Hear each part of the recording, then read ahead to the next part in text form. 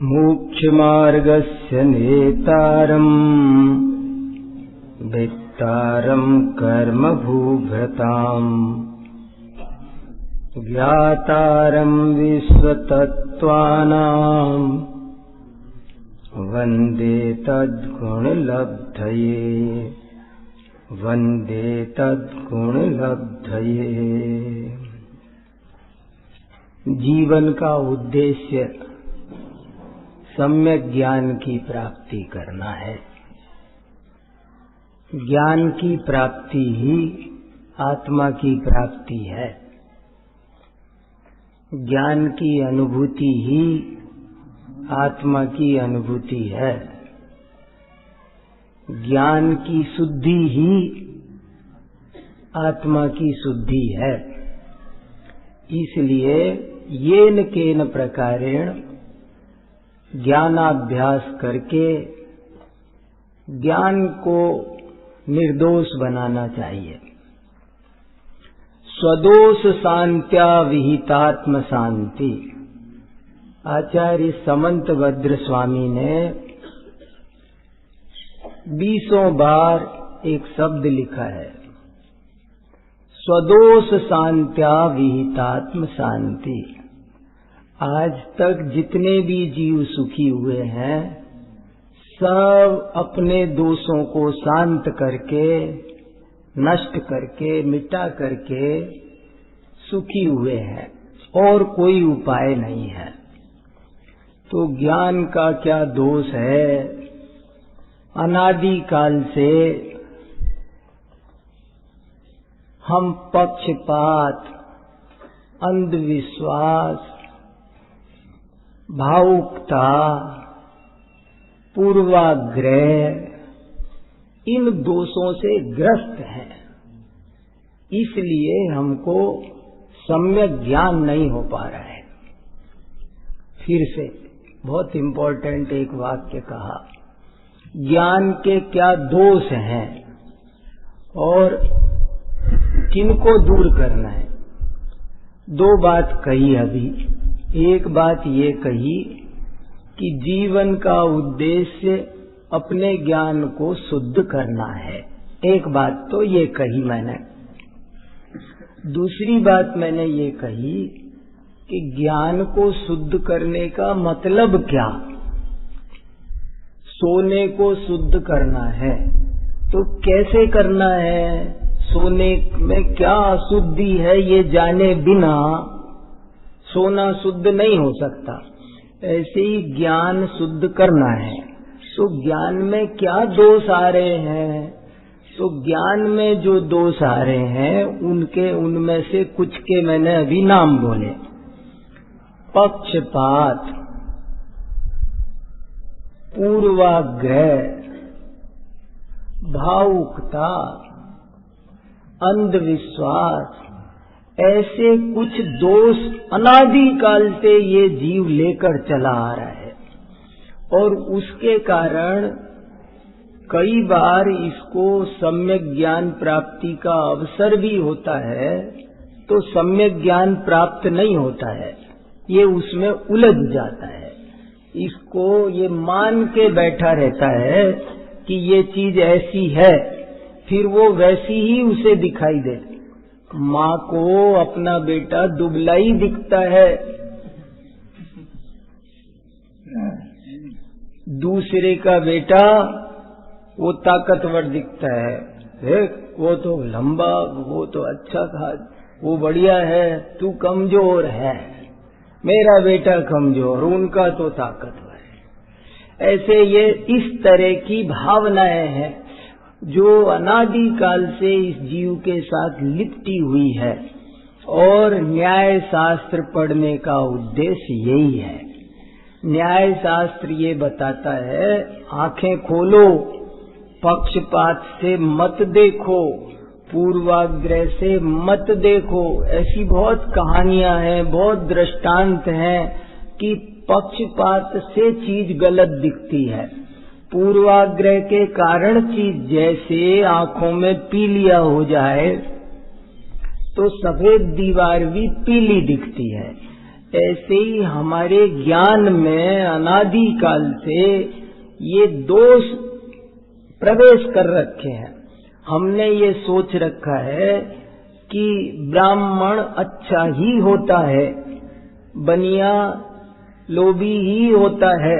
हमने कुछ जाति को लेकर, हमने कुछ भाषा को लेकर हमने सोच रखा है कि संस्कृत अच्छी ही होती है, अंग्रेजी बुरी ही होती है। अब हम समझ नहीं सकते बात को। जब हमने पहला घड़ा उल्टा रख दिया है, जब हमने आग्रह अपने अंदर रख दिया है, तो बात नहीं बनेगी। और जब आप ईमानदारी से निष्पक्ष होकर बात करने बैठेंगे, जैन आचार्यों ने जब निष्पक्ष होकर, भाषावाद विश्व की एक बहुत बड़ी समस्या है, बड़े बड़े लोग चिंतित हैं। अनेक भाषाएं होना दुर्गुण नहीं है, लेकिन उन भाषाओं को लेकर के कलह करना, लेकिन वो भी हमारे देश में बेंगलोर में मेट्रो इसलिए जला दी गई खाली कि उसमें सूचनाएं हिंदी में लिखी हुई थी, हिंदी में भी लिखी हुई थी। ट्राइलैंग्वेल लिखते हैं ना, अंग्रेजी में लिखी, कन्नड़ में लिखी और साथ में हिंदी में भी। तो जो भाषा के वैसे थे कट्टरवादी, कट्टरवाद होता है। ज्ञान का एक बहुत बड़ा दोष है कट्टरवाद, जिसको स्यादवाद ने दूर किया। मैं अक्सर एक बात कहता रहता हूँ, बहुत मार्मिक है। दुनिया में दो ही वाद हैं, एक अनेकांतवाद और दूसरा आतंकवाद। तीसरा कोई वाद है ही नहीं। और जो अनेकांतवादी नहीं है वो गारंटी से आतंकवादी है। दूसरे को अपने हिसाब से परिणमन कराना चाहना वही आतंकवाद है।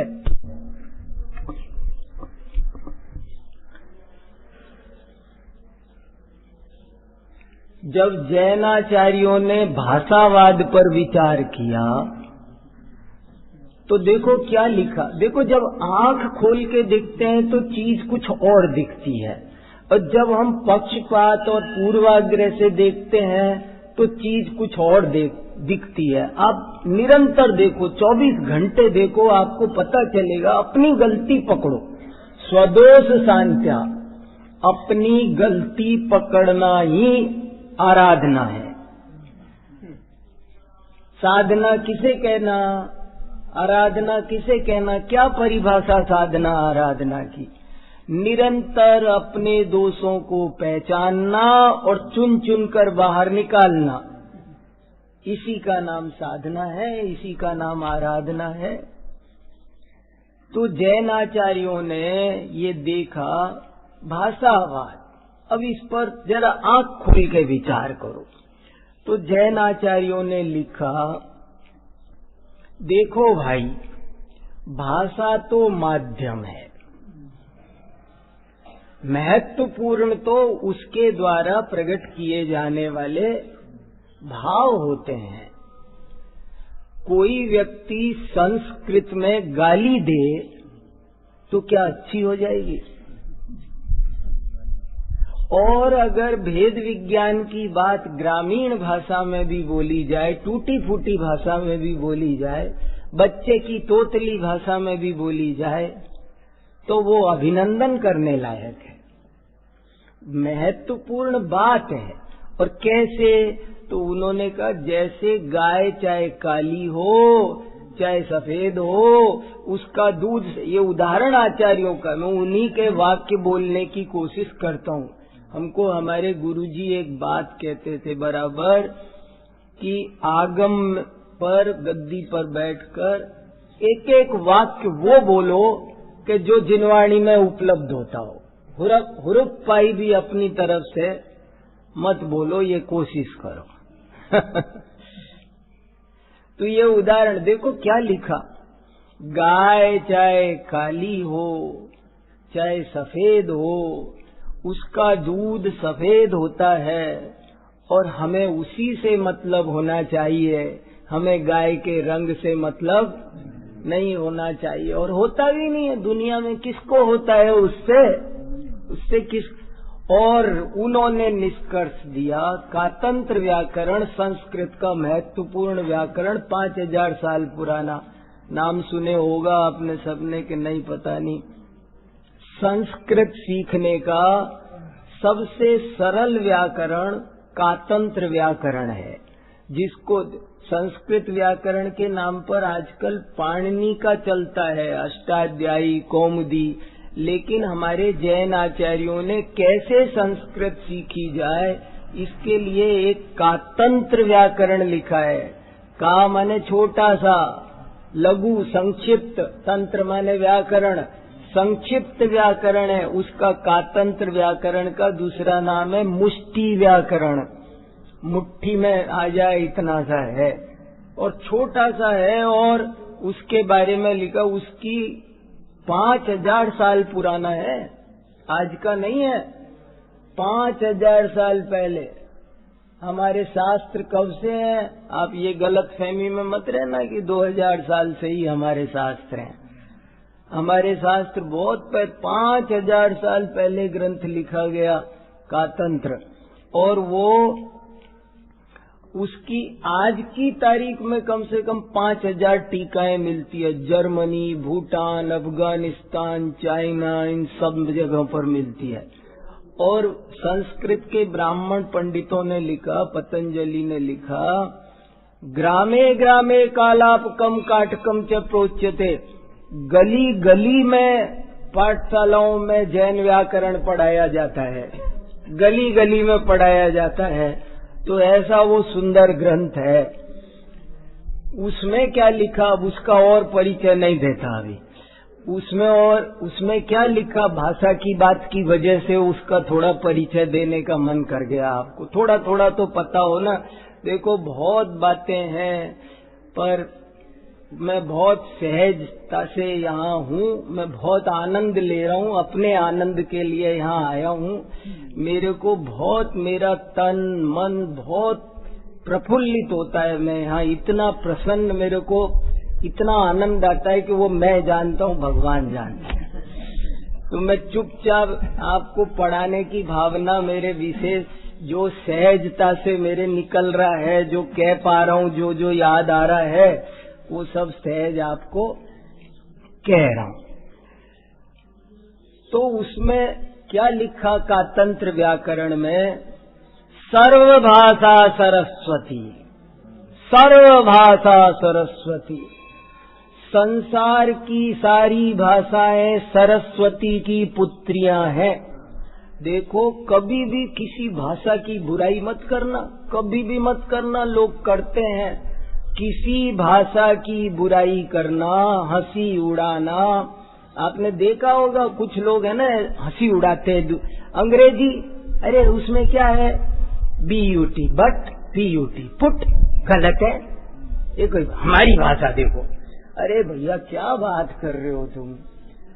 तीर्थंकर की ध्वनि सर्व भाषाओं में खिरती है।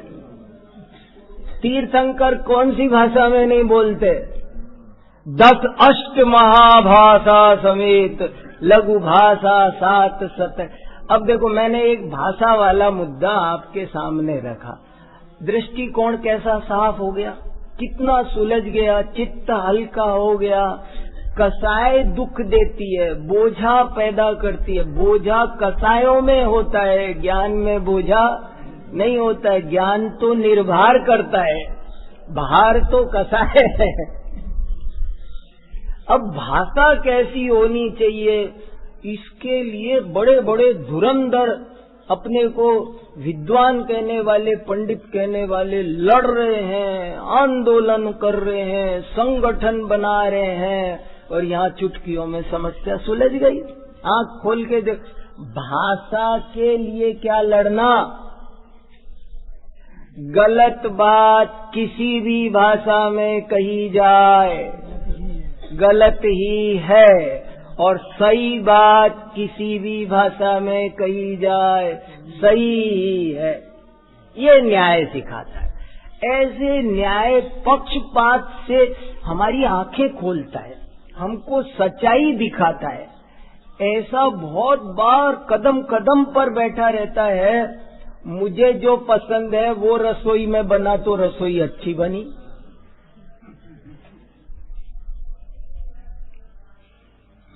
मुझे जितनी मिर्ची पसंद है उतनी डाली जब तो अच्छी बनी। ये बहनों को बहुत कष्ट है, घर में 10 लोगों को कैसे कैसे, कोई कह रहा है कम डाल दिया, कोई कह रहा है ज्यादा डाल दिया, कोई कह रहा है ज्यादा सेक दिया, कोई कह रहा है कम सेक दिया। कितनी मुश्किल है, क्या करो। कैसे निर्णय हो, सत्य का निर्णय कैसे हो। न्याय का उद्देश्य क्या, सत्य को दिखाना, सत्य का साक्षात्कार कराना। जीवन में सत्य का साक्षात्कार करना ही हमारा उद्देश्य है। सत्य को देखे बिना शांति नहीं मिलेगी, सत्य को देखना जरूरी है। और वो सत्य तब दिखेगा जब आंखों के आगे आए हुए ये सब पर्दे हटेंगे। ये पर्दे हटना जरूरी है। ये पर्दे हमको चीज ठीक से देखने नहीं दे रहे हैं, इसलिए इन पर्दों को हटाने के लिए ही न्याय शास्त्र पढ़ना जरूरी। हम ट्रेन में पहले आके बैठ गए, मान लो ट्रेन का टाइम 5 बजे और मैं 4 बजे आके बैठ गया, तो कई को खड़ी है फालतू, चल क्यों नहीं देती। और अगर मैं 15 मिनट लेट हो गया हूँ, मैं बाहर हूँ, अभी रास्ते में पहुंच नहीं पा रहा हूँ, मैं लेट हो रहा हूँ, गाड़ी का टाइम 5 बजे, मैं 5:10 तक भी लेट क्यों नहीं हो जाती है। ये भी कोई जरूरी है टाइम पे ही चलाना, 5 बजे ही चला दी उसने भी। अब तुम्हें 5 बजे चला दी, ये गलती दिख रही है क्योंकि तुम गलत हो। हमें बड़े दिल के साथ में सही को सही और गलत को गलत स्वीकार करना आना चाहिए। सही को सही और गलत को गलत स्वीकार करना जिसे आता है वो स्वाध्याय का पात्र है, वो धर्म साधना का पात्र है, वो उन चीजों को ठीक से समझ सकता है। तो इसलिए अपन ये न्याय शास्त्र पढ़ रहे हैं। तो बातें बहुत है, पर अब अगला प्रकरण आपको एक बहुत अच्छा प्रकरण आ रहा है, वो सुनाता हूं। कल शाम को हमने पढ़ा प्रकरण प्रवृत्ति कैसे होती है। किसी भी विषय को समझने या समझाने का काम प्रकरण प्रवृत्ति, शब्द समझ में आया, प्रकरण प्रवृत्ति। कल हमने क्या पढ़ा था, इसी भाषा को समझो, इसी भाषा में आनंद लो। इन शब्दों में जो भाव है वो मैं बदलता हूँ ना तो कुछ कमजोर हो जाता है, वैसा नहीं रहता, इसलिए बदलते भी हैं, सरल करने के लिए बार बार बदलते हैं। लेकिन जो अर्थ इसी शब्द में होता है ना, वो अर्थ दूसरे शब्दों में प्राय नहीं आता है। तो हमने कल शाम को क्या पढ़ा, अगर किसी से भी पूछा जाए कि कल शाम को हमने क्या पढ़ा, तो आपको तुरंत बोलना है प्रकरण प्रवृत्ति कैसे की जाती है, हमने कल ये समझा। और प्रकरण प्रवृत्ति का क्या मतलब है, प्रकरण माने विषय, प्रकरण माने सब्जेक्ट। किसी भी विषय को में कैसे प्रवृत्ति की जाए, किसी भी विषय को ठीक से कैसे समझा जाए, कैसे समझाया जाए, इसका नाम है प्रकरण प्रवृत्ति। तो उन्होंने कहा इसका एक हर काम की विधि होती है भैया। हलवा बनाना है, रोटी बनाना है, सब्जी बनाना है, हर चीज की विधि है। कोई चीज पहले छौंकी जाती है, किसी में बाद में छौंक लगाया जाता है, बाद वाले को पहले छौंक लगाओ, पहले छौंक वाले को बाद में लगाओ। वो सब चीजों का एक क्रम है। भोजन बनाने का भी, कोई भी काम करने का, एक मकान बनाना है तो उसका एक क्रम है। ये कपड़े पहने जाएंगे तो कैसे पहने जाएंगे, पहले कुर्ता बाद में बनियान, जो इनका सबका क्रम है ना, किसके पीछे क्या पे, हर चीज का एक क्रम है। ऐसे ही किसी भी विषय में प्रवृत्ति करना हो, समझना हो, समझाना हो तो उसका एक क्रम है।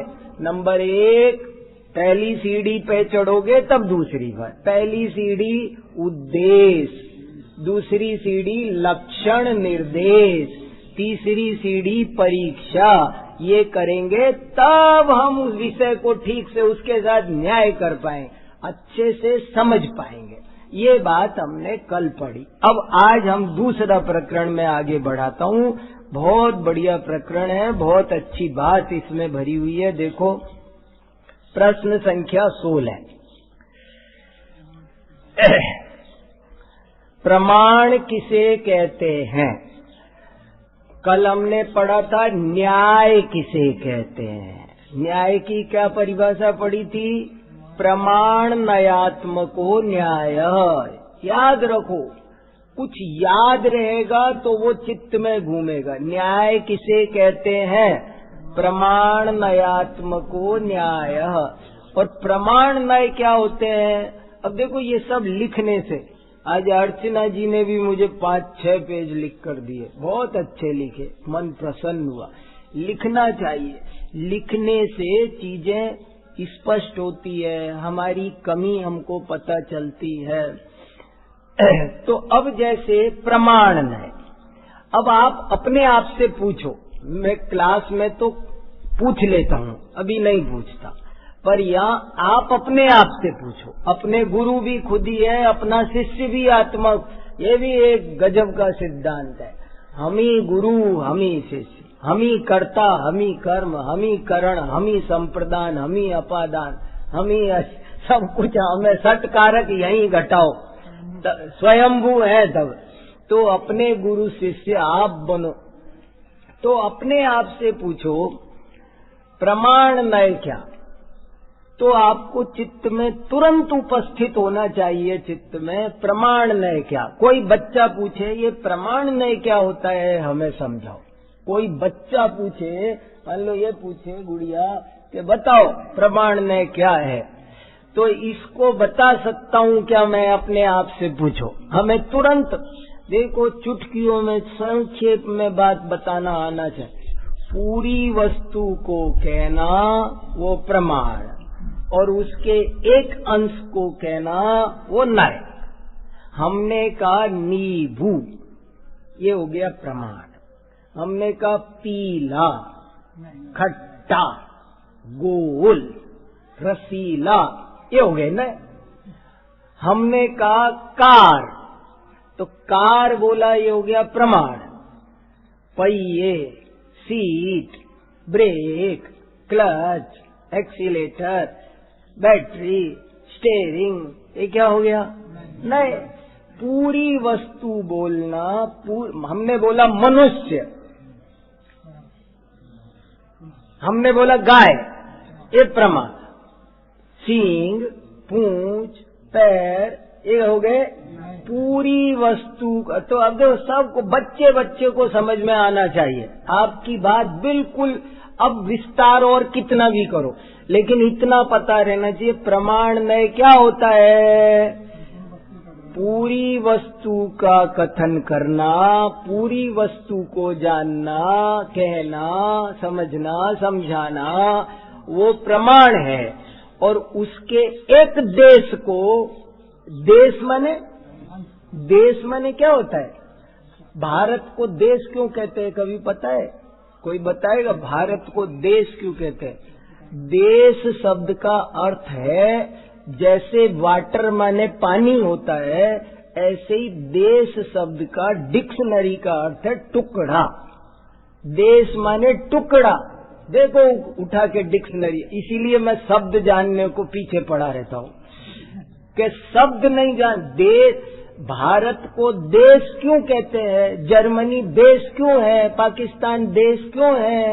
ये क्योंकि ये धरती एक है और ये भारत उसका एक, उस पृथ्वी का एक टुकड़ा है।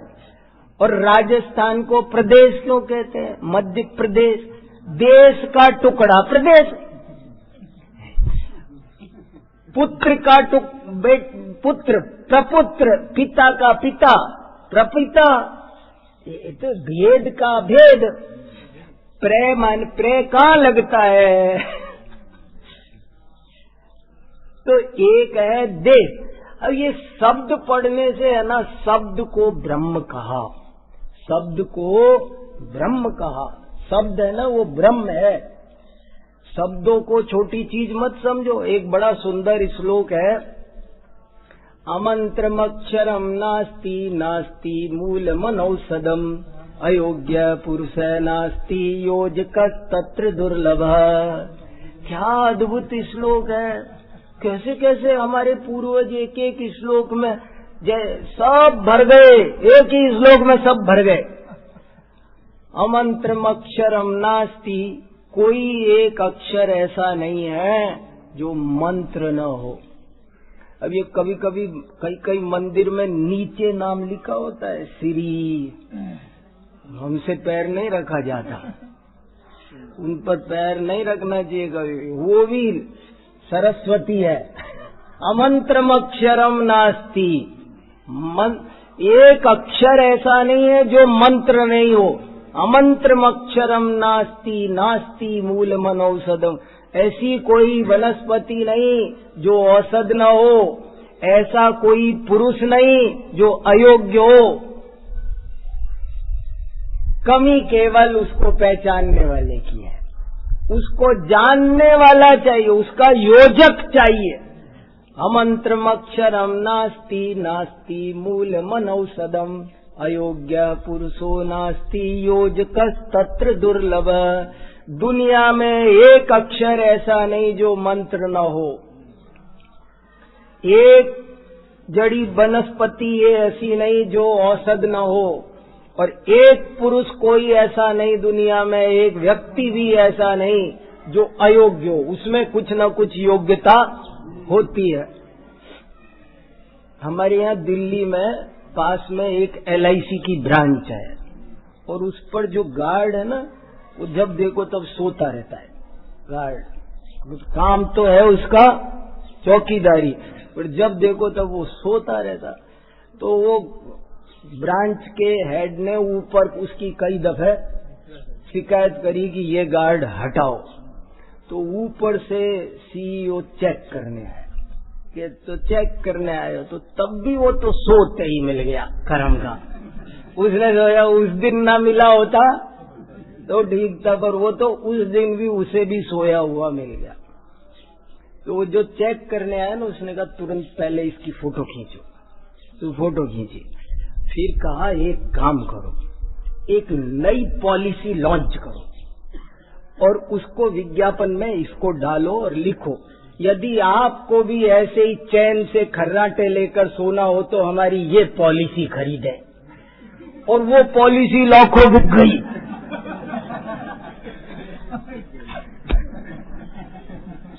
बोले हो गई इसकी तनख्वाह वसूल, चिंता मत करो। बोले ऐसे चैन से आपको भी ऐसे ही निश्चिंत सोना हो तो हमारी ये वाली पॉलिसी खरीदो। तो सब पॉलिसी चली गई। देखो उसका भी इस्तेमाल करके दिखा दिया। तो हर व्यक्ति का अलग अलग स्वभाव है, उसका प्रयोग करना आना चाहिए ना। नेता किसे कहते हैं? वही है जो हर चीज को, ऑफिस में अगर आपको प्रिंसिपल बनाया है तो कितने टीचर है, कितने सब है, सबकी अलग अलग योग्यता है। आपको पहचानना आना चाहिए जिससे वही काम लो। हर काम हर नहीं कर सकता। तो ऐसे सब चीजों को समझना जरूरी है। प्रकरण प्रवृत्ति कैसे होती है ये हमने कल पढ़ा। अब आज हम पढ़ते हैं प्रमाण क्या होता है। प्रमाण मैं आपको बता दिया, पूरी वस्तु को जानना प्रमाण। कोई भी चीज चुटकियों में बताओ आप, कोई भी चीज पूरी वस्तु का कथन करना प्रमाण। हमने बोला दूध है प्रमाण, हमने बोला फीका, मीठा, सफेद, गाढ़ा, कम, ज्यादा, जो बोला सब नहीं। पूरी वस्तु का कथन प्रमाण। और उसके एक देश का, देश से हमारी ये बात चली। देश, देश माने टुकड़ा, प्रदेश माने जो देश का भी टुकड़ा हो वो राजस्थान प्रदेश है, भारत देश है। ऐसे चीजों को समझोगे तो आनंद आएगा बहुत। अब समझ में आएगा देश व्रत, देश कथन, अब सब समझ में आएंगे। हर चीज देश, उदाहरण एक देश होता है तो सब समझ में आएगा। अब प्रमाण किसे कहते हैं देखो, बहुत इंपॉर्टेंट चर्चा है, बड़ी सुंदर चर्चा है। किसे कहते हैं प्रमाण? प्रमाण पहले पढ़ देता हूं शांति से 2-3 प्रश्न, फिर उनका आनंद से अर्थ खोलने की कोशिश करूंगा। प्रमाण किसे कहते हैं अथवा प्रमाण शब्द की व्युत्पत्ति क्या है? जिसके द्वारा वस्तु तत्व को एकदम सही रूप में, ये यहाँ जोर है, एकदम सही रूप में, डाउट वाउट नहीं, कभी कभी तो चल जाता है। ये कुछ ढीले पोले लोग होते हैं बहुत, ये ढील पोल भी बहुत दिक्कत करती है। देखो मैंने एक लेख लिखा है चरणान योग पर, उसमें चरणान योग की क्या क्या विशेषताएं हैं, 32 विशेषताएं लिखी है कि जैन आचार की दुनिया के आचारों के साथ तुलना करो तो क्या खासियत निकलती है। बहुत बढ़िया, बहुत शानदार वो 32 विशेषताएं, सब समझने लायक है, एक एक कभी शांति से चर्चा कर सकते हैं। उसमें एक पॉइंट बता रहा हूं, अभी बात आ गई इसलिए। जैन आचार कहता है कि व्रतों में अल्पता तो चल सकती है पर शिथिलता नहीं चल सकती। अब ये छोटा सा वाक्य 1 इंच का, पर इसमें बहुत रस है। व्रतों में अल्पता चल सकती है, शिथिलता नहीं चल सकती। अल्पता और शिथिलता एक ही बात नहीं है, दोनों में महान अंतर है। अल्पता चल सकती है, शिथिलता नहीं चल सकती। अब जैसे मान लो आपने आज उपवास किया, अब मेरी शक्ति नहीं तो मैं एक आसन कर सकता हूँ, मुझे शास्त्र की आज्ञा है। इनकी उतनी, मेरी जितनी भी शक्ति नहीं, ये 2 आसन का नियम ले सकते हैं कि मैं आज 2 ही बार मुंह झूठा करूंगा, ये भी व्रत है। चरणान योग कहता है जो जितना कर सके अपनी, कोई ये भी नियम ले सकता है मैं आज 5 बार से, जो दिन में 20 बार झूठा करता हूँ वो अगर आज ये निर्णय कर ले कि आज मैं 5 बार से ज्यादा अपना मुंह नहीं खोलूंगा, तो ये भी व्रत है। तो व्रतों में इस तरह अल्पता तो चल सकती है पर शिथिलता नहीं चल सकती। शिथिलता क्या? अब जैसे इन्होंने किया 5 बार का और इन्होंने किया उपवास, तो अब ये सोचें कि ये तो 5 बार खा रहे हैं, अब अगर मैं जरा सा 1 चम्मच पानी ले लूं तो क्या दिक्कत है?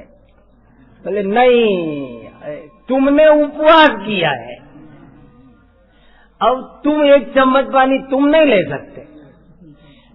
तो उन्होंने 5 बार किया है, जिसने जो, तो अल्पता और शिथिलता 2 चीज न्यारी न्यारी है। तो ये बहुत खास बात है। ऐसे ही कितने ही लोग ऐसे ढिल पुल बहुत होते, अब कभी कभी तो हो जाता, और वो उनका कभी कभी कहते हैं, कभी कभी नहीं होता है, वो जब पकड़े जाए तभी है, कभी कभी तो चलता है। एक टीचर लेट आएगा, जब जिस दिन कहो उस दिन, सर कभी कभी तो होता है ना, मैंने कहा जिस दिन कह दें उस दिन तुम कह दिया करो कभी कभी होता है। कभी कभी क्या होता है भाई, हम कुछ नहीं जानते, कभी कभी नहीं चलेगा ये सब, है कि नहीं? तो ये एकदम सही, बहुत इंपॉर्टेंट है। न्याय शास्त्र एक्यूरेट रिजल्ट चाहता है, 100% एक्यूरेट, 100% एक्यूरेट, 99.9 नहीं, 100% एक्यूरेसी दे। देखो क्या चीज है न्याय, है क्या चीज? जो पक्का ज्ञान कराए, जो सच्चा ज्ञान कराए, उसका नाम न्याय शास्त्र है। कभी कभी नहीं चलेगा ऐसे कोई गलत। जैसे अभी आएगी चर्चा अनुमान की, तो अपन तो अनुमान किसे कहते हैं? हम और आप अनुमान क्या कहते हैं? मेरा अनुमान है कि आज बारिश होगी, और नहीं हुई तो कह देना मेरा तो अनुमान था ना, मेरा तो अंदाजा था। ऐसे नहीं चलता अनुमान, इसको अनुमानाभास कहते हैं। इसको न्याय शास्त्र इसको क्या कहता है? अनुमानाभास। ये अनुमान नहीं है, अनुमान भी प्रमाण है, और वो 100% एक्यूरेट रिजल्ट देता है। आपसे पूछा ये कितना लंबा है, आपने कहा 50 फीट, हमने नापा तो 20 फीट। वो तो मेरा तो ऐसे ही अंदाजा था ना, ऐसे नहीं चलेगा तुम्हारे अंदाजे बंदाजे अनुमान बनवा ऐसे। ये अनुमानाभास है।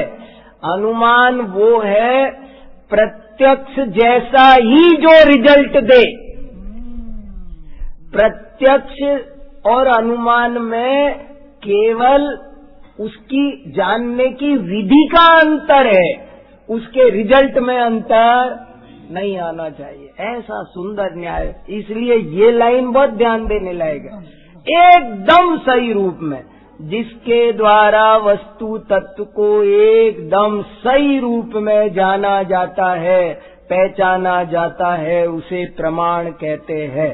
वह प्रमाण क्या है, अथवा प्रमाण का निर्दोष लक्षण क्या है? स्वयं और अपूर्व अर्थ का व्यवसायात्मक माने, अब ये शब्द बार बार शास्त्र में आएगा, इसलिए यहाँ ब्रैकेट में लिख दिया, बाद में नहीं लिखेंगे। अब आगे किताब में जगह जगह कहीं आएगा तो व्यवसायात्मक ही लिखा मिलेगा, फिर मत परेशान होना, एक बार बता दिया। व्यवसायात्मक माने निश्चयात्मक, निर्णयात्मक, भ्रमात्मक नहीं, कंफ्यूजन नहीं, कमजोर। कितने ही लोग देखो, इसलिए मैं कहता हूँ लिखो पढ़ाओ, इसलिए कहता हूँ कि ऐसा बहुत होता है कि आप कहने लगते हैं वो मैंने समझा पता नहीं सही है कि नहीं है, इसलिए नहीं बताया। अभी एक बच्चा इंटरव्यू देने गया तो मैंने उससे पूछा कि क्या क्या, उससे रिपोर्ट ली तो उससे 5 प्रश्न पूछे और उसने उत्तर नहीं दिए। मैंने कहा तुमने उत्तर क्यों नहीं दिए, तुमको तो पता था ये प्रश्न तो तुमको आता है, मैं जानता हूँ मेरा विद्यार्थी, तुमको ये प्रश्न। मैंने सोचा कहीं गलत होगा तो, सिर्फ इसलिए उत्तर नहीं दिया कि मैंने सोचा कहीं गलत हुआ तो। इसलिए मैं कहता हूँ न्याय शास्त्र से आपको पक्का ज्ञान होता है, अंदर से कॉन्फिडेंस आता है। जैसे अभी पूछा जाए कितने बज गए, पर इनके कहने से बता रहा हूं मैं, तो मान लो इनने कहा 11 बज गए, अब मैंने महेंद्र भैया से कहा 11 बज गए, फिर इन्होंने मेरे से कहा कि 10 बजे, तो मैंने कहा अच्छा सोनू भैया तो कह रहे थे कि 11 बजे होंगे, 10 बजे होंगे। अब मैं गिर गया ना, क्यों गिर गया? और अगर मैंने घड़ी देखी होती तो, अगर मैंने वो देखी होती तो, कि इनने कहा हो या इनने कहा हो इतने बजे हैं, ताल ठोक के बोल सकते थे। न्याय शास्त्र हमको बात को ताल ठोक, सम्यक दर्शन माने क्या? पक्के ज्ञान का नाम सम्यक दर्शन है। और क्या? अरे ज्ञान का ही नाम देखो, ज्ञान की परिभाषा बनाओ, ज्ञान का महत्व बनाओ। ज्ञान पक्का हो उसका नाम सम्यक दर्शन। ज्ञान ही चर्या में आ जाए तो उसका नाम क्रिया परिणत ज्ञान को ही चारित्र कहते हैं। और ज्ञान में ही जो दृढ़ता उत्पन्न होती है उसे सम्यक दर्शन कहते हैं। ज्ञान की 3 पर्याय है, सम्यक दर्शन, सम्यक ज्ञान, सम्यक चारित्र। अभी चिंता मत करो, ज्ञान के पीछे पड़ जाओ बस। हर चीज का अर्थ हमको ज्ञान करना है। प्राणम पच्चक्काणम, प्रत्याख्यान क्या है? कि ज्ञान है। प्रतिष्ठा किसे कहते हैं? पदिट्ठा बुद्धिवाचको, नियम सार में ऐसी बहुत सारी गाथा है। ज्ञान ही संवर है, ज्ञान ही योग है, ज्ञान ही समाधि है, ज्ञान ही प्रति सामायिक है, ज्ञान ही सब कुछ ज्ञान ही ज्ञान है। ऐसी नियम सार में बहुत सारी गाथाएं हैं, तो इसलिए यह समझना जरूरी है। निश्चयात्मक ज्ञान ही प्रमाण है, सम्यक ज्ञान ही प्रमाण है। प्रमाण के उक्त दो लक्षण बताने का क्या प्रयोजन है? प्रमाण के उक्त दोनों लक्षण जैन दर्शन के न्याय ग्रंथों में अत्यधिक प्रसिद्ध हैं और दोनों ही पूर्णतः निर्दोष हैं। प्रथम लक्षण आचार्य माणिक्य नंदी ने परीक्षामुख सूत्र में प्रकट किया है और द्वितीय लक्षण श्रीमद अभिनव धर्मभूषण यति ने न्याय दीपिका में एवं अन्य अनेक आचार्यों ने भी अपने ग्रंथों में प्रकट किया है। प्रथम लक्षण परमत खंडन की विशेष विवक्षा से बनाया है, जबकि द्वितीय लक्षण में उसकी सामान्य विवक्षा है। सब एक एक अक्षर मोती जैसा जड़ना पड़ता है। जब लिखते हैं ना तो सब आता है। जैसे स्वेटर बुनते रहते हैं ना, तो एक एक फंदा डालते हैं सोच सोच के, ढीला नहीं टाइट नहीं। ऐसे ही ये सब लिखते हैं ना, वो लिखना बोलना संतुल नपातुला। विवक्षा, विवक्षा माने वक्तुम इच्छा विवक्षा। विवक्षा माने बोलने की इच्छा को विवक्षा कहते हैं। पीने की इच्छा को पिपासा कहते हैं। खाने की इच्छा को बुभुक्षा कहते हैं।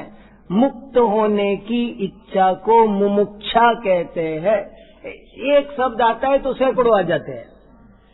एक शब्द आ जाए ना तो हजारों शब्द आ जाते हैं। मुमुक्षु, बुभुक्षु, पिपासु, जिज्ञासु, ज्ञातुम इच्छतीति जिज्ञासु, जो जानने की इच्छा जिज्ञासा, पीने की इच्छा पिपासा, जाने की इच्छा जिगमिसा, जीने की इच्छा जिजीविसा। हजारों शब्द एक मिनट में बन जाते हैं। साचा है भाषा सीखना, प्राकृत सीखना, संस्कृत सीखना, ये साचा चाहिए। साचा साचा हुआ है तो फटाफट फटाफट कितना काम धड़ाधड़, काम में क्वालिटी भी आती। जैसे समझ लो किसी को कोई चीज बनानी है, कोई खिलौना बनाना है, मान लो कोई जैसे मोमबत्ती बनानी, कोई खिलौना बनाना, तो अगर ऐसे बनाओ हाथ से तो हर एक में वो सौंदर्य भी नहीं आएगा और उतनी जल्दी भी नहीं बनेगी।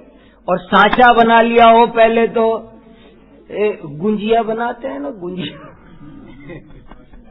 घर में गुंजिया बनाते हैं ना, तो क्या करते हैं, अगर गुंजिया हर एक गुंजिया हाथ से बनाओ तो देर भी बहुत लगेगी और सब में वो फिनिशिंग नहीं आएगी। और साचा हो तो फटाफट सारी गुंजिया बन जाएगी और सब सुंदर भी बनेगी। ऐसे ही ये चीज है। ये विवक्षा, विवक्षा माने बोलने की इच्छा। अभी देखो, आपने कहा कि प्रमाण का प्रथम लक्षण परमत खंडन की विशेष विवक्षा से बनाया गया है, तो फिर तो उसके प्रत्येक पद का एक विशेष अभिप्राय होगा। हाँ, उसके प्रत्येक पद का एक विशेष अभिप्राय है, जिसे विस्तार में जानने के लिए प्रमेय रत्नमाला एवं प्रमेय कमल मार्तंड का अध्ययन करना चाहिए। क्या नाम रखे। एक दिन तो मैं पूरा व्याख्यान ग्रंथों के नामों पर किया। ग्रंथों के नाम जाने कहाँ से हमारे आचार्य, प्रमेय रत्नमाला, प्रमेय कमल मार्तंड, जैसे कल पंडित जी साहब बता रहे ना, युक्ति अनुशासन, तत्वानुशासन है, आत्मानुशासन, इष्टोपदेश, पुरुषार्थ सिद्धि उपाय। क्या नाम ढूंढ के लाए, कहाँ से लाए जाने, तीन लोक में एक ही जगह था। तावंत एव खलु ते प्रणव, ऐसा लगता है उस नाम को पढ़ के ऐसा लगता है कि कह दें कि भगवान, ऐसा लगता है विश्व में यही अक्षर बचे थे, वो आप ढूंढ के ले आए। ऐसे ऐसे नाम है। प्रमेय रत्नमाला, प्रमेय कमल मार्तंड, प्रमेय रूपी रत्नों की माला। बहुत सारी मालाएं पहनी होंगी आज तक, वे सब तो हार हैं, पर जीत ये है। प्रमेय रत्नमाला, नियम सार में लिखा है प्रमेय रत्नमाला पहनो, ऐसा एक कलश है। गुणों इनके सट द्रव्यमयी रत्नमाला जिनेन्द्र ने बनाई, आचार्यों ने, उसको जो कंठ में धारण करते हैं। ऐसे एक बहुत अच्छा श्लोक है। देखो क्या कहा। अभी थोड़ी एक बहुत इंपॉर्टेंट बात निकली पिछले प्रश्न में, मैं उसको थोड़ा सा खुलासा करना चाह रहा हूं। क्या चीज? मार्तंड माने सूर्य, प्रमेय कमल मार्तंड। और इन्हीं आचार्य ने एक दूसरा ग्रंथ लिखा है, उसका नाम है न्याय कुमुद चंद्र। एक ग्रंथ का नाम है, एक बार कम से कम अपने ग्रंथों के नाम पर एक वर्कशॉप करो, बहुत एक ग्रंथ का नाम है न्याय कुमुद चंद्र, वो भी प्रभाचंद्राचार्य ने लिखी है। राजा भोज के दरबार में जिनको गुरु का पद हासिल था, राजा भोज जिन्हें गुरु मानता था, तो वो न्याय कुमुद चंद्र, प्रमेय कमल मार्तंड। मार्तंड माने सूर्य, प्रमेय रूपी, प्रमेय माने ज्ञेय। न्याय पढ़ने के लिए ये भी 4 शब्द समझना चाहिए। न्याय शास्त्र में 4 चीज है, प्रमाण, प्रमेय, प्रमाता, प्रमिति, 4 चीज आती है। ऐसे ही, और इन 4 का मीनिंग क्या सरल अर्थ में कर दूं, मैं एकदम चेंज कर दूं तो प्रमाण माने ज्ञान, प्रमेय माने ज्ञेय, प्रमाता माने ज्ञाता, प्रमिति माने ज्ञप्ति। जिसको हम ज्ञान, ज्ञेय, ज्ञाता, ज्ञप्ति कहते हैं, उसी को न्याय शास्त्र में ज्ञान, प्रमाण, प्रमेय, प्रमाता, प्रमिति ऐसे कहते हैं। हालांकि दोनों एकार्थक नहीं है। मैंने कल कहा था पर्यायवाची कोई होता नहीं। एक नियम ये भी है उत्कृष्ट कि पर्यायवाची कोई होता ही नहीं, हर शब्द का भिन्न अर्थ है। तो फर्क है कुछ कि हाँ है। क्या फर्क है वो भी याद रखना, आप बहुत काम का है। प्रमाण में और ज्ञान में क्या फर्क, प्रमाता में और ज्ञाता में क्या फर्क, प्रमेय में और ज्ञेय में क्या फर्क। कि ज्ञान तो गलत भी हो सकता है, ज्ञान 2 तरह का है, सही ज्ञान, गलत ज्ञान। लेकिन प्रमाण सही ज्ञान को ही कहते हैं, गलत ज्ञान को नहीं कहते। प्रमाता और ज्ञाता में क्या फर्क है। जैसे मान लो इस चटाई को मैंने देखा और मैंने समझा कपड़ा, तो ज्ञाता तो हूं मैं, पर प्रमाता नहीं हूं, क्योंकि मैंने गलत जाना। प्रमाता कौन है, जो सही जाने वो प्रमाण, प्रमाता, प्रमेय, प्रमिति में और ज्ञान, ज्ञाता, ज्ञेय, ज्ञप्ति में क्या फर्क है। हाँ, ज्ञान, ज्ञाता, ज्ञेय, ज्ञप्ति ये कॉमन नाम है, एक कॉमन नाम है। वो कोई भी जाना, बस कैसा जाना वो उस पर बात नहीं कर रहे। लेकिन ये प्रमाण, प्रमाता, प्रमेय, प्रमिति में वो सही होना चाहिए, तभी वो ज्ञान, प्रमाण, प्रमाता, प्रमेय, प्रमिति कहलाएगा, नहीं तो नहीं कहलाएगा। ये फर्क है। तो प्रमेय कमल मार्तंड, और दूसरे ग्रंथ का नाम है न्याय कुमुद चंद्र। तो न्याय कुमुद, कुमुद माने कमलिनी। अरे यही तो बात है, बारीक हमने काहे को मेहनत की है। नहीं, एक है कमल, एक होता है कमलिनी। क्या फर्क होता है कमल कमलिनी, कभी देखा है? हमने इसमें भी टाइम लगाया है, जाके देखा है। थोड़े थोड़ा करना, घूमने तो जाना पड़ता है ना, 24 घंटे तो नहीं पढ़ सकते ना। तो जाके देखा है कि क्या होता क्या है।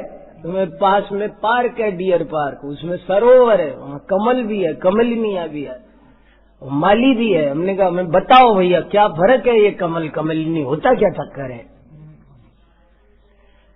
तो सब देखा समझा, आंखों से देखा, शास्त्रों में पढ़ा।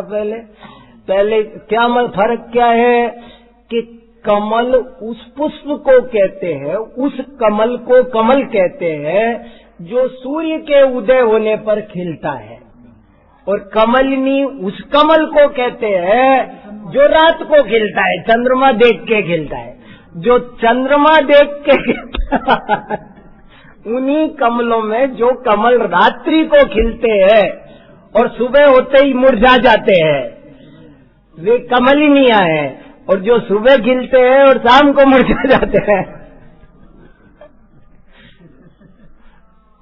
तो न्याय कुमुद चंद्र, चंद्रमा की उपमा दी तो न्याय को कमलिनी की उपमा दी, और सूर्य की उपमा दी तो कमल कहा। उस उपमा के साथ सूट करना चाहिए ना, मैचिंग की साड़ी, मैचिंग का ब्लाउज, मैचिंग की बिंदी, में सब मैचिंग देखते हैं। तो ये भी मैचिंग देखते हैं, हमारे आचार्य भी मैचिंग बिठाएंगे कि नहीं बिठाएंगे। तो देखो, अब एक खास बात बता के अपनी चर्चा पूरी करे। 5 मिनट और लो, कोई आकुलता, सही बताना। हाँ, 5-7 मिनट। एक बहुत इम्पोर्टेंट बात बताता हूँ। देखो, बहुत जरूरी बात, 5 ही मिनट में उसको अच्छे से खोलना चाह रहा हूं। प्रमाण क्या है? अब क्या बताया जा रहा है? प्रमाण क्या है, पैमाना क्या है। कल कहा था कि न्याय तुला के समान है। न्याय क्या है? वो पैमाना है, वो नापना के काम करता है। तराजू के समान है, बांट के समान है, मीटर के समान है, लीटर के समान है। न्याय कैसा है? तराजू, बांट, लीटर, मीटर इनके समान। लेकिन मीटर ही गलत हो तो, बांट गलत हो तो, मान लो हमारा लीटर गलत है, हमारा मीटर गलत है, हमने जमीन खरीदी और वो गलत फुट ले आया, और जो 20 फीट थी उसको 25 फीट बना के कहे 25 फीट के पैसे दो। तो अब ये विवाद हो गया। वो कह रहा है 25 फीट है, हम कह रहे हैं 20 फीट है। तो इसका क्या इरादा है? वो एक कह रहा है कि ये 2 किलो चीनी है, वो कह रहा 5 किलो चीनी के पैसे दो। अरे भैया 5 किलो चीनी के पैसे कैसे दे? तो बोले बांट की जांच कराओ पहले, चीनी कितनी है ये तय बांट से होगा, तराजू से होगा। लेकिन तराजू बांट भी धोखा दे जाए तो क्या करे? तो ISI मार्का लाओ। फिर क्यों चाहिए बांट ISI मार्का? क्यों चाहिए? बांटों को क्यों सरकार रोज रोज दुकानों पे आके चेक करती है कि घिस जाते हैं, बदल जाते हैं, टूट फूट जाते हैं, तुम उन्हीं से तोलते रहते हो। तो बोले उनको इसलिए चेक करना जरूरी है। तो प्रमाण किसे कहना? न्याय क्या है? प्रमाण नहीं। न्याय क्या है?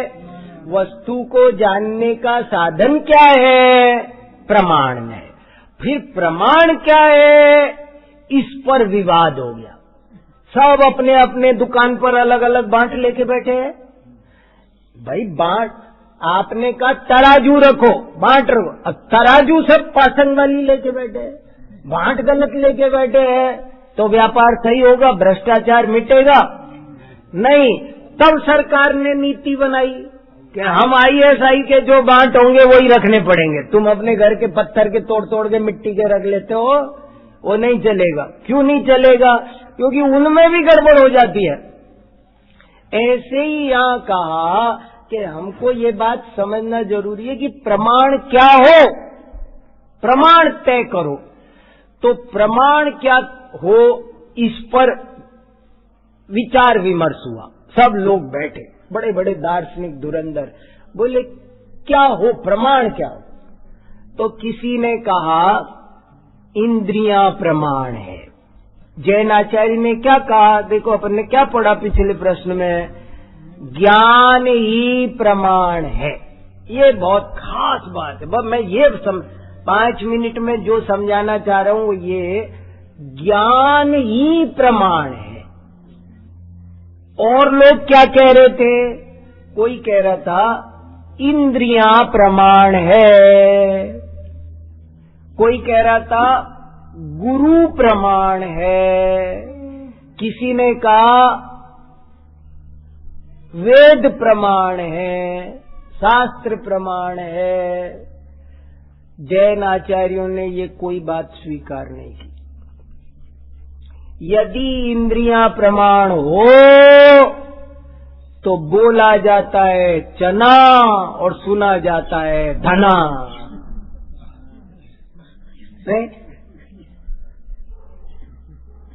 होता है सफेद और दिखता है पीला,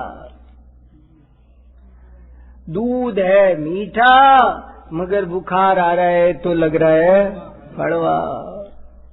तो ये इंद्रियां धोखा देती है, एकदम सही ज्ञान कराने में समर्थ इंद्रियों से एकदम सही ज्ञान। ये बहुत बड़ा पक्ष रहा। बोले देखो भाई, तुम कहते कागज की लेखी, मैं कहता आंखन की देखी। जो छाती ठोक के कह रहा है कि तुम तो पढ़ के आए हो, हम आंखों से देख के आए हैं। तो जैनाचार्य कहते हैं कि जैसे वो तुम्हारा लिखा हुआ गलत हो सकता है ना भाई साहब, ऐसे ही तुम्हारा ये देखा हुआ भी। इसलिए इंद्रियां सच्चा पक्का पैमाना नहीं है। पैमाना किसे बनाया जाए, पैमाना किसे बनाया जाए, इंद्रियों को पैमाना नहीं बना सकते। गुरु को, बोले गुरु भी सबके न्यारे न्यारे हैं, गुरु भी रागी द्वेषी होते हैं, गुरु भी छदमस्त होते हैं। अगर गुरु का कहा ही, गुरु के कह देने मात्र से गुरु का कथन प्रमाण हो तो भी तुमको सम्यक ज्ञान की सत्य के साक्षात्कार नहीं हो पाएगा। तो गुरु को कैंसिल किया। देखो कलेजा चाहिए, ये है जैनाचार्यों का कलेजा, बहुत बड़ी हिम्मत चाहिए। और बोले वेद प्रमाण है, शास्त्र प्रमाण है। बोले शास्त्र प्रमाण है तो ये बात भी सब कह देंगे। वो कह देगा हमारे कुरान में लिखा है कि काफिर को मारो तो जन्नत मिलती है। अब क्या करे, तो प्रमाण मानोगे नहीं। इसलिए शास्त्र भी कैंसिल। लो, शास्त्र प्रमाण नहीं, गुरु प्रमाण नहीं, इंद्रियां प्रमाण नहीं, सन्निकर्ष प्रमाण नहीं, बहुत चीजें कैंसिल की। क्या कहा वो इम्पोर्टेंट है और क्या नहीं कहा वो भी इम्पोर्टेंट है, जिनको छुपाया। तो सम्यक जैन दर्शन कहता है वो अपने पैरों पे खड़ा करता है। एक बहुत बड़े विद्वान से पूछा, बाहुबली भगवान के दर्शन किए उसने श्रवण बेलगोला में, उससे पूछा कैसा लगा, क्या विचार आपके इसके इनके बारे में। तो बोले जो अपने पैरों पे खड़ा हो जाए उसी का जीवन सफल है। बस मेरे तो एक ही बात समझ में आई। लोगों के दृष्टिकोण न्यारे न्यारे हैं। हाँ, बहुत अजैन विद्वान भी, हम तो सबसे थोड़ा थोड़ा संपर्क हमारा रहता है। बताओ, तुमने पूछा ही बाहुबली भगवान क्या कह रहे हैं, ये 57 फीट के 1000 साल से खड़े हैं, ऐसे ही 1000 साल से खड़े हैं, क्या कह रहे? बोले मेरे हिसाब से ये सारी दुनिया से एक ही बात कह रहे हैं, जो अपने पैरों पे खड़ा हो जाए उसी का जीवन सफल है। बस दूसरे के पैरों पे खड़े होते होते बहुत सारे सब दूसरे के पैरों पे खड़े हैं, वो दुखी है। जो दूसरे के पैरों पे खड़ा है वो दुखी है, जो अपने पैरों पे खड़ा होगा वही सुखी होगा। ये कह रहे ये तो भैया, तो ये ज्ञान ही प्रमाण है। आप जैन दर्शन आपको अपने पैरों पे खड़ा होना सिखा रहा है, दूसरे के भरोसे। बहुत गजब की बात है, अनादि काल से ये खोटी वृत्ति है। देखो, अपने दोषों को पहचानना और चुन चुन कर बाहर निकालना, इसी का नाम साधना आराधना है। अनादि काल से एक खोटी वृत्ति चलती है, निज शांत स्वभाव नहीं भाया पर के ही गीत सुहाए। इस आदमी की, हमारी आपकी कुछ ऐसी टेंडेंसी है, जनरल टेंडेंसी है मेंटली, कि हमको है ना पूजना या पुजवाना पसंद है। हम धर्म भी इसलिए करते हैं कि कोई कल को मुझे पूज लेगा। पूजने पर के ही गीत सुहाए है, निज शांत स्वभाव नहीं बस। और जैन दर्शन, उसका पाठ यहां से शुरू होता है, परदव्वादो दुग्गदी। ये इसका पहला पाठ है जैन धर्म का, परदव्वादो दुग्गदी। पर द्रव्य की तरफ लक्ष्य करोगे तो दुर्गति होगी। जैन दर्शन अत्यंत स्वावलंबी बनाना सिखाता है। इसलिए क्या पैमाना कहाँ से लाएंगे? पैमाना भी यहीं बैठाया, पैमाना दूसरी जगह नहीं। ज्ञान ही प्रमाण है और कोई पर चीज प्रमाण नहीं है, ऐसी गहरी बात है। इसीलिए कहा एदम मिरदो नित्यम संतुष्टो होयि नित्यमेदम्मि एदेन होयि थित्तो होयि दितु उत्तमम सौखम। इस ज्ञान में ही रत रहो, इस ज्ञान में ही संतुष्ट रहो और इस ज्ञान में ही तृप्त हो जाओ, तुम्हें उत्तम सुख की प्राप्ति होगी। बहुविधि क्रिया कलेश सो शिव पद लहे न कोय, ज्ञान कला पर कासते सहज मुख पद होय।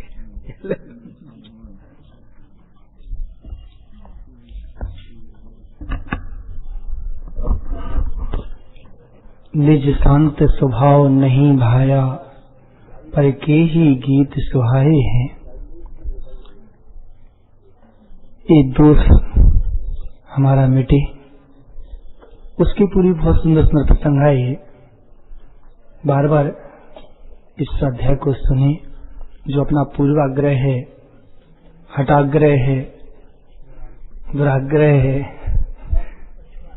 पक्षपात है ना, शब्दों को ही नहीं दोहराना अपने को। अच्छी बात है, दोहराते हैं वो भी धन्य है, लेकिन सचमुच ये हमारे दोष छूट हैं। क्यों? स्वद्वेष शांतिया, यही हमारी शांति का उपाय है। बहुत सुंदर आपके माध्यम से स्वाध्याय हो रहा है। अपने ज्ञान के संबंध में कैसी गजब बात आई थी। ज्ञान की दृढ़ता ही श्रद्धा में है, ज्ञान की चर्या ही चारित्र। बार बार सुने स्वाध्यायों को और अपनी जो भी भूल रह जाती हैं, इन दोषों को स्वीकार भी करना है और निकालना भी है।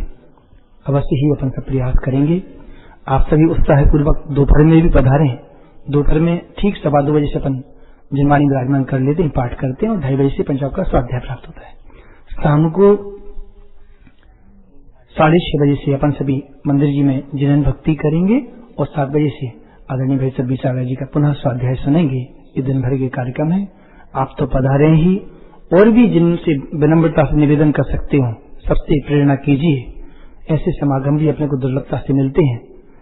यद्यपि पंचाब का समागम सदा रहता है, अपन को आदत बनाए उनके स्वाध्याय का भी लाभ लिया करें और शाम को ही स्वाध्याय बधाएं। जन्माष्टमी। हे जिनवाणी